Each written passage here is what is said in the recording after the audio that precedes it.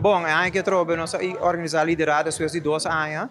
É que tópico tá limitless. Ideia traz essa que tá conosco que sim ainda não vira ilimitado. Hopi biano assim, hopi coscuta stop nos em nossa cabeça, porque essa limiting beliefs não tem a mele.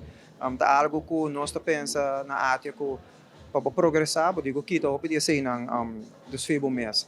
E esse é tópico que nós vimos com a tá é para kita esse aí você duna ainda tips and tricks com por vira mais ilimitado com por stop boss chiquito e dem boca cabeça bisa com minopor bonota bom bonota basta aí não bota louco com a assina então especialmente a três alguns speakers já foi nós temos 2 speakers local que tá Diana Salcedo que é um psicóloga conheci na Aruba. Nós temos Jason Herling, que é proprietário de Body Zone, que dá uma tremenda apresentação over the breathwork, quão importante está para a roceia. E nós temos Zina Danas, que é papi over the transformational leadership, e beijo nós também a Alistair McCaw, que é uma pessoa que está papi de leadership e mindset, e purpose de leadership. Siguro no ta away so sa que tumo lugar pa isnang ku apresentar pero ayer também pe joven nang. Contanos un poco iniciativa aqui.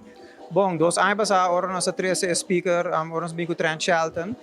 Ideia traz de jeito para é que é papi com a juventude também. Dus é assim coisa para business, pero sua paixão da juventude e é prata ela certa mesmo coisa. Sua paixão da juventude, sua paixão da tennis, sua paixão da sport, eigenlijk é nada lanta.